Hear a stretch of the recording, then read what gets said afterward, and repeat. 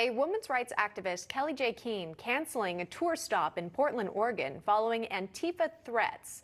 She's the founder of Standing for Women, and she's with us now. Kellie, thanks so much for coming on today. All right, tell us more about your organization, why there's so much controversy about a scheduled tour stop. Well, my organization was formed 4 years ago to fight the attack and erosion on women's rights posed by a transgender ideology.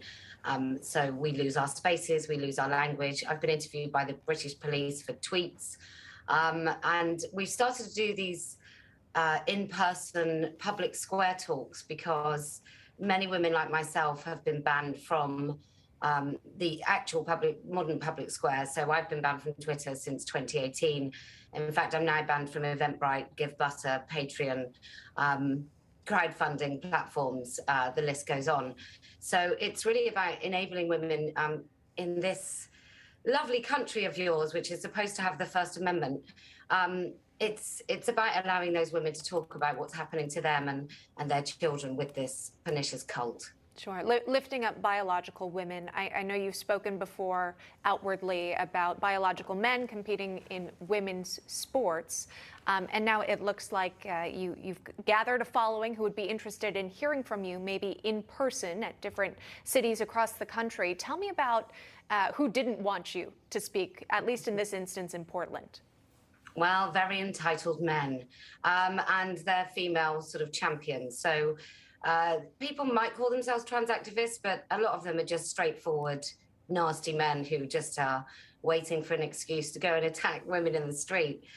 So Portland, we couldn't speak. There were death threats. Somebody was trying to organize a little crowdfunder of a very specific amount to get some weapons to use against us. So we decided that we wouldn't speak there.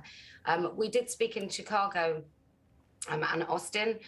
Chicago, we were just, we get surrounded by these very unhinged characters. It's really something I've never witnessed before, and police just stand there.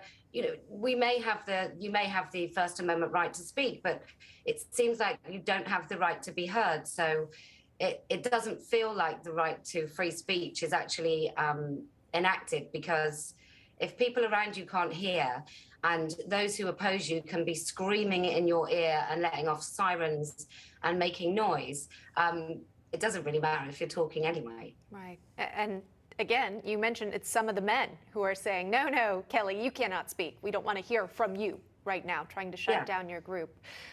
Got it. Okay, I know you haven't been hesitant to speak out and call out some elected officials, including one Democratic state senator, over transgender policies in prison. Let's watch that interaction together. Why have you got male rapists in women's prisons? Why did you do that? Why have you put male rapists in women's prisons? Mr. Weiner, why? Why? Why are you supporting a man who puts rapists in women's prisons? Who sterilizes children? Why'd you do that?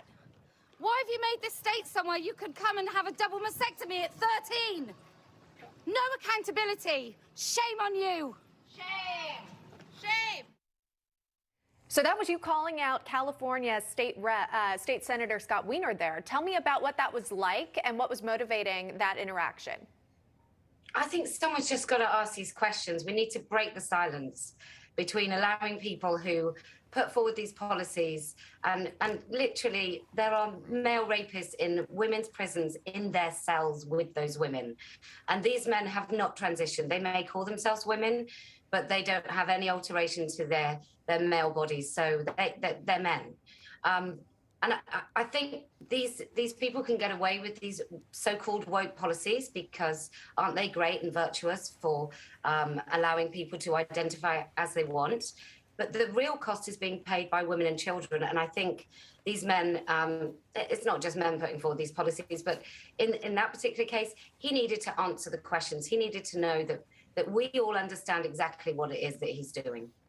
Many people are afraid to speak out because they're worried about being canceled or censored or taken off social media platforms.